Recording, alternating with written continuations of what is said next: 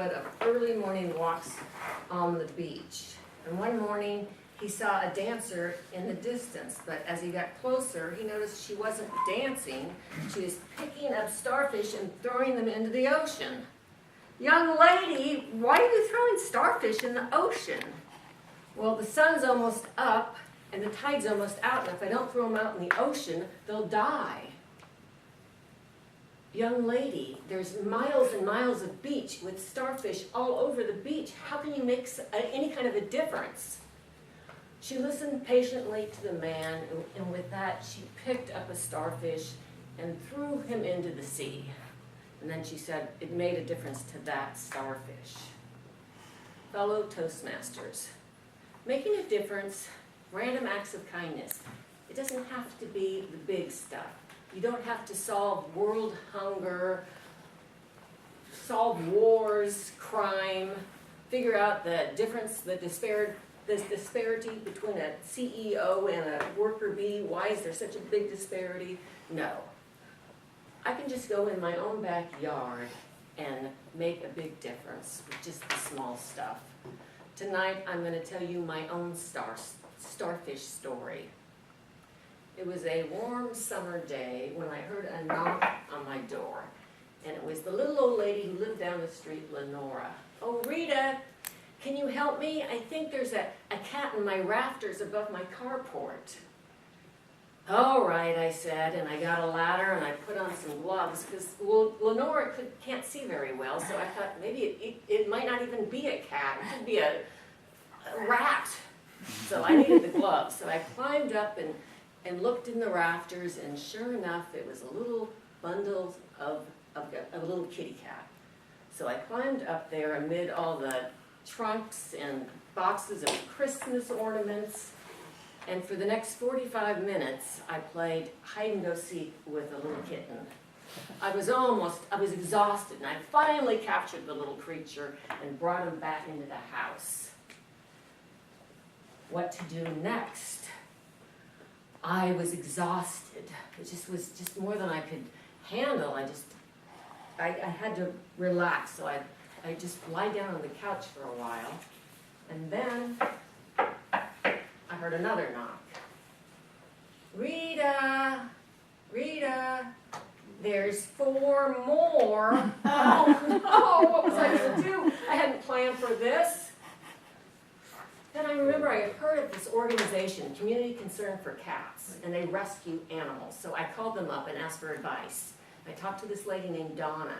She said I need to get a trap to capture them.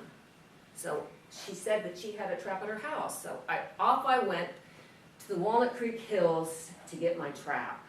She lived in a gorgeous house. The entryway into her house was bigger than my entire apartment at the time. It was fabulous. But fabulous ended and it became freakish. Every single room had 10 to 15 cats. There were like small ones, black ones, polka dotted ones, every shape and size you could think of. There was one, he must have been about as big as a raccoon or bigger. I got the trap, thanked her, and got out of there and went home. I set the trap, put some food in it, and then I waited. Oh, I was nervous. How could four kittens? I checked in a half hour, and eureka! I captured all 4 cats in one fell swoop. So now I brought them into the house, and then I put food down and captured the mama cat. No problem. 5 cats, 1 mama cat. I went to see Lenora. Lenora, what should we do now? We, she said. Well, can't you handle it yourself now? Brother, thanks, Lenora. What am I going to do? I called up Donna again. She said I should take them to the vet to make sure they're healthy, and the mama cat has to get fixed. And Community Concern would pay for it. So that was pretty good. I took them down to the vet and had the mama cat fixed, but it turned out that she had something called coccidia, which is a parasite. So she had to be on antibiotics for 2 weeks.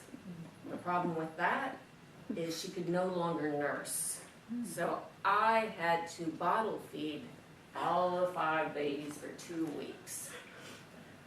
Finally, the little critters were healthy and I could find a home for him. But what to do? I called up Donna again. She said that Petco had an adoption day. So I bundled up all the little kittens and mama cat to try to find a home for them. Brought them down there, and I thought I had one little girl who was going to take one of them home. But then she said that her dad was allergic to cats. After all my work, I didn't want to have an outdoor-only cat, so she was out of it. Then a little old lady that was even older than Lenora wanted to take one of the cats. And I thought, she's not going to outlive that cat. That's not going to work. Bundled all the cats back and brought them home. What to do now? Plan B. Friends and family, just like Macy's. My sister took a cat, my brother took a cat, Vicky, my friend, and Virginia, my friend, took a cat, and a coworker. So I found homes for all the kittens. Now I just had to find a home for Mama Cat. I continued to bring Mama Cat down to Petco week after week. And as time wore on, I got accustomed to that little cat.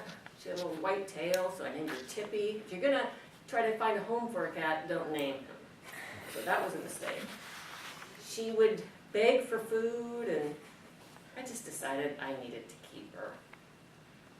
I found a home for 5 furry creatures, and I found a home for a cat for myself as well.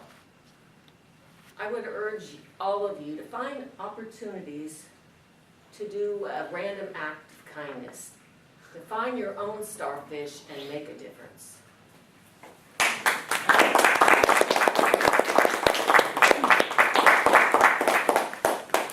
Thank you, Rita. Okay, let's take a minute to